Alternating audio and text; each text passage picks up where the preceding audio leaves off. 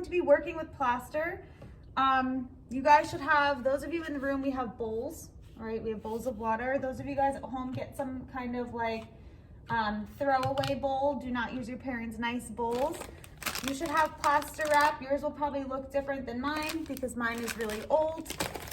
And you should have your armatures, okay? These are something that we built. They should be 3-dimensional, of course. They should be nice and solid. Also, grab a pair of older scissors. Please do not use your parents' kitchen scissors. They are generally nicer. If they're in a knife block, do not use those scissors. Use junky scissors. Because, you know, things that touch plaster tend to get ruined. You guys will notice I took my rings off, take my watch off and stuff like that because we don't want anything to get ruined. All right, so first thing you want to do, obviously open your plaster. Those of you guys at home and here, actually don't just rip your plaster down the side, cut it open or like pull it open nicely because they're in rolls. You want to be able to take them out, or in a roll, you want to be able to take it out nicely. So the first thing you're going to find out is plaster is very messy, okay? So it's very powdery. If I turn this over, like white stuff comes out, all right? And it makes a big mess. So just be aware that you're gonna be making a big mess. I have, even though this is like a working desk, I have a piece of paper here. You guys can use newspapers. You can use anything that you want. But I would recommend putting something down. Those of you guys in the room, I have a bunch of newspapers for you. Please put them down on the desk.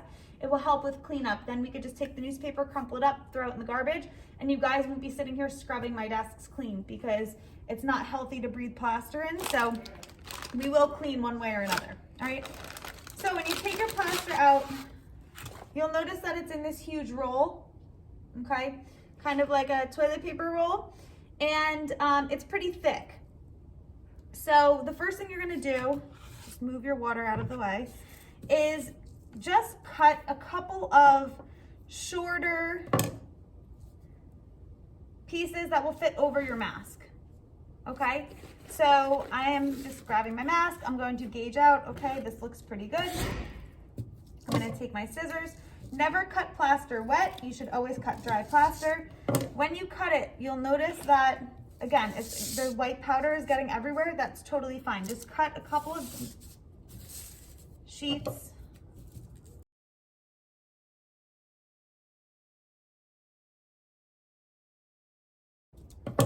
I'm just going to put my plaster back in the bag so that it doesn't get wet. Once plaster gets wet, it's completely ruined. So I'm just gonna go ahead, I'll put it in the bag and I'll put it to the side for now. Okay, so this is pretty thick plaster. All right, you guys can see it's all very thick. And what's gonna happen is if I put it over this, which this has very small details, it's not going to work that nicely, all right? So the first thing that I'm gonna do, or second thing, or third thing, or whatever, the first thing when I'm thinking about actually sculpting is I'm gonna take this and I'm gonna recognize that it's too thick. It's just gonna cover all of my details, okay? So I'm gonna actually cut it in half. This way so that I have thinner strips. I personally think thinner strips are easier to work with. That's just me. Once you guys start working, you'll find kind of like a rhythm that works for you. That's totally fine. But I'm just giving you some suggestions as to how to make this project go as smoothly as possible. So once you have your nice thin strips, I'm gonna go ahead, I'm gonna put them to the side, and you'll see there's all this white stuff showing up on all the plaster is kind of like falling off. This is why we have these covers or newspaper or whatever you're using. It's going to just, again, make cleanup much, much easier. I'm all about making everything as easy as possible. So, the next thing I'm gonna do is I'm gonna take my water bowl. I have my water over here. You guys might want to have paper towels with you because your hands are gonna get pretty dirty. I don't have any near me, but you know, you might always want them. So take a look at your armature, all right, and decide where you wanna start building. Do you wanna start building on the larger parts or do you wanna start with the details? If you've never worked with plaster bandages, plaster strips before, I would recommend working in a larger area. So I'm gonna start working on the chin, which is actually very short, and I'm gonna work my way up because this has a lot of detail up here. But since the chin is very short, I'm not going to take a gigantic plaster strip and lay it here because it's gonna waste all of this plaster, okay? Because we are not wrapping it around. You should not wrap your plaster around your project. So, what does that mean for us? Once again, we're back to cutting. Okay. Yep. Hot wire or cold wire? You could use like lukewarm water. It doesn't really matter necessarily. So I'm just gonna go ahead and cut. You know, you probably don't want to put your hands in freezing cold water, so I would use a little bit of a warmer water. So now that I have a couple of strips, I'm just going to go ahead, I'm going to dip them in the water, okay? This activates the plaster, and then I'm going to run my hands over this plaster. And so what you'll notice is that these little holes that were once there, these gauze holes, are starting to go away, and the plaster is now much more flimsy. So now you can mold with it. All right, so I'm gonna just take this and I'm going to lay it over whatever part you wanna start with. So if I'm going here, and I'm gonna go ahead and I'm going to so gently and so nicely smooth out my plaster. Every piece that you guys put down should be considered as its own piece. You guys should smooth it out and you should really start to think about how this sculpture is going to look. If you have like these drape-like ends, it's okay, you can just smooth them together, all right? And this is why it's so important that you guys have such a thick base so that you're not going completely around your mask. All right, so that's just one piece. My edges, I'm going to try to make nice. Eventually this is gonna have to come off, so I do need to kind of think about an exit strategy for how I'm gonna pull this off, all right? And if it doesn't come off, I guess it's not the worst thing in the world. I just don't want you trapping your armature inside because you're gonna create mold if you do that, okay? So again, dip my plaster in water, wring out the extra water, okay? And then just lay it over like a little bandage. So now this piece is gonna go up. You always wanna have some type of overlap so that it attaches. And then again, you're just smoothing it out, trying to get these little pinholes out of here, and you're just going to be molding really just right over your armature, okay? So everything you've done, okay, is a build up to add plaster to your project. Now I have these tiny little strips here, right? Those of you guys at home can see. Dip it in. Same thing, wring out the excess water. You don't want to take something super saturated and put it right on the tape or on your newspaper because eventually it'll ruin it. All right, so the idea would be to have a little bit less water so that it's not like absorbing into your sculpture, and just make sure you're getting all of your edges nice and smooth. If you don't smooth something out as you're working, what's going to end up happening is you're going to get lumps. And the only real way to get them away is to sand them down. And I don't love sanding plaster because it's really not good. The dry particles are not good to breathe in. So it's a whole process to sand it. We are not sanding in this room. You guys at home should also not be sanding your plaster. You should just take the time now to just make it nice and smooth. Okay, you'll notice my hands are a little bit messy, but they're not like clumped in plaster. If you guys are getting like really gross hands and stuff like that, go ahead to a nearby sink and kind of just rinse off. All right, and kind of restart because you don't want to have like a huge mess. All right, so you'll notice that it's starting to look kind of like a cast, right? All right, it's like a little cast over your armature, which is exactly what we want. And then you're just gonna keep going, taking out that excess water, and just continue on with your bandaging. Now, something really important for you guys to know. if you take your wet hands, once you have run out of strips, so let's say I've run out of strips and now I need more plaster. If I take my wet hands and I go to grab these dry strips over here and I start touching them and cutting them, these are gonna become activated and I'm not gonna be able to re-wet them and reuse them. So at this point, it is good to have paper towels so that you can dry your hands off, all right? All right, so I've done a lot of flat stuff with you guys. So I'm gonna do my last flat piece, or like flat-ish stuff, all right? And again, I am overlapping a good amount because I want this to all be one nice, strong sculpture. All right, so now that I've done some flat stuff with you guys and you guys kind of get the idea, pretty straightforward. Okay, you're cutting plaster to shape, activating it in water, and then wringing it out to get the excess water out and place it down where you want. We need to think about structurally, how are we going to make the horns, the eyes, and all of this stuff? These pieces are really going to be small up here. So how do we go about doing that? So once you have worked your way, I would work in one direction, okay? Don't like haphazardly work all over the place. As I'm telling you not to do that, it's exactly what I'm gonna do because I wanna show you all of the different parts. I'm just gonna take some plaster and I'm gonna assess like how much do I really need to cover these horns, all right? And you'll notice that I don't need that much because it just needs to kind of like wrap. So these are gonna be pretty tiny pieces. And again, anything that's really small, I would wait till the end to do because you're going to inevitably be better at the whole process, all right? It'll be easier than working with these tiny little strips. All right, so I'm just gonna lay it down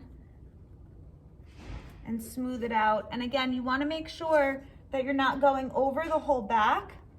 So if I need to, I'm just gonna fold this piece up here. Okay, and you can fold wet plaster, that's fine. You just wanna make sure it's sticking to something, which when you have one piece, it's a little bit hard to get it to stick because it just pops up. But as you build and as you add more layers, you'll notice it gets a little bit easier. And so now this has like a really big overlap. So again, I'm just gonna take it, I'm gonna fold it up if I didn't get the proper shape. And I'm going to kind of be a little sculpty, okay? Using my sculpture skills to assess what it looks like, what it feels like, and then press down. And this is why having an armature is so important because now I just need to sculpt around it. And now you'll notice that I folded it up. Okay, I folded like the little horn piece up here and I took some water and just activated a little bit more. It wasn't going exactly where I wanted, so that's fine. I modified what I was doing and I just went in and kind of pressed it. You can also use 2 fingers if you need to like pinch it or pull it or press it into place, okay? And now I'm gonna take another piece and I'm just gonna keep going like this. So eventually, you guys will end up with an entire armature. This isn't super time consuming. You guys are seeing how quickly I'm moving in just one little period of time. And I'm actually trying to move slowly because I have a bunch of other classes that I need to show and I only made one armature. All right, but I am taking my time in the sense of covering these little holes because those of you that are gonna be painting and decorating, we're all gonna be decorating our masks, but especially those of you gonna be painting them, you don't wanna have these holes because then we're gonna have to go in and fill in the little holes with gesso so that we can paint over them. So it actually, you know, you wanna work with yourself, work with the material, don't work against it. So you really do need to go over all of this gauze to cover those little holes. Okay, and it's not super dry, but I'll show you guys how to get the mask off. And later on, or now, you know, if you're done with a specific area, measure it out. Okay, that's pretty good. Okay, I'm gonna take this plaster, dip it in. Same thing. This starts to fill in these little holes, these little gauzy holes here. Okay, it also wrings out the extra water. And I can then go around the edge and I can make a nice clean line if that's what I need to do. Some people are more particular than others. If you are more particular about this, do it. It's your sculpture, okay? And so now it's kind of just like hanging in the front here. So it's got like this little ruffle around it. I need to then go ahead and I need to smooth out all of these little pieces. I know it just fell on the other side. I'd like to give you guys a view. And I want to make sure that my bandages being put together are seamless. If any of you guys have gotten a cast, all right, now what you don't want to do is you don't want to wrap your whole back, okay, in plaster, because ideally we do want this to come off. We don't want this to be stuck on here for the rest of its life. We want it to be detachable. So in order to do that, when plaster dries, it'll naturally kind of just like shrink a little. All right, so in order to do that, just make sure you leave enough space that will be able to pop it out. This is kind of coming a little bit too far over the edge in my opinion, but I'll be able to wiggle it out, and if not, I'll cut it out, and I'll give you guys a demonstration on how to do that in case some of you end up in the same situation. Now, as you guys work on plaster, okay, you don't want to do a tiny section and just stop, because what's going to happen, that section's going to dry, it's going to want to come off, because again, naturally it's going to harden and it's not going to be so adhesive to this. So try to get like maybe a base done, or do all the basic areas and then go in later and add in the extensions, or work in some kind of pattern from the bottom up that you'll be able to overlap your work. Does that make sense?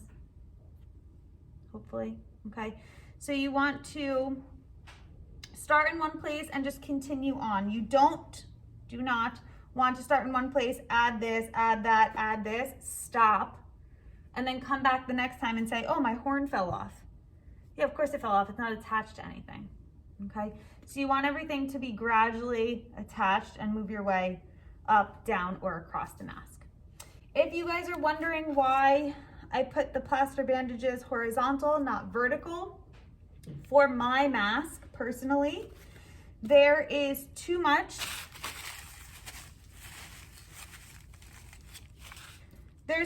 information for me to go vertically, okay, down the mask. I find that it would be too difficult for me to capture all of the details by doing that. I personally think it's easier to go across and just run over all of this. And then when I get to the eyes, it might be a different story. Okay, but for now, this is just how I'm going to leave it. All right, once you guys are done with your plaster and you're ready to clean up, you want to take all of your old plaster strips and store them in a location where they're not going to get wet. I would recommend a Ziploc bag, okay, for the dry strips. Or if possible, you could roll them up if there's room in your bag. This is why we don't want to cut all the plaster at once. But if there's a little bit of room in your bag, roll them up, put them into your bag, and maybe store your all of your dry stuff together in a Ziploc bag, okay? And this is for those of you guys at home, kind of the storage solution for you. Put it aside. In your bowl, you're going to have extra plaster, okay? The plaster cannot go down your sink. The plaster cannot go down your sink. It will ruin your plumbing, all right? So you want to expel this water somewhere else. You can dump it if you have like a really long or big backyard.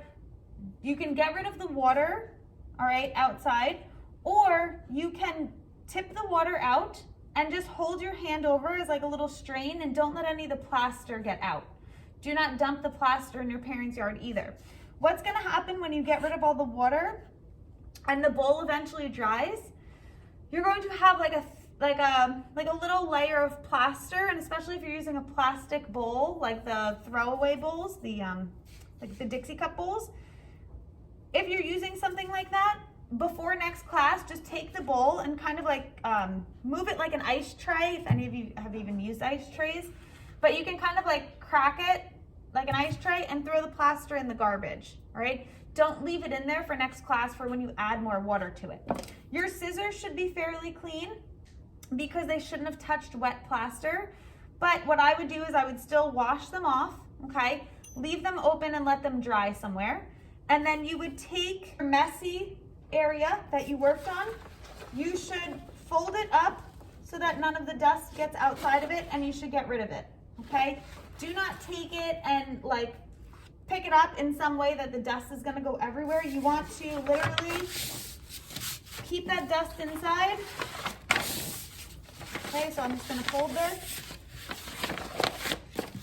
And I'm gonna throw this in my garbage, okay? And so now I still need to wipe down this workspace. So I'll grab some Windex or area. You don't wanna leave any dust. Wipe it down.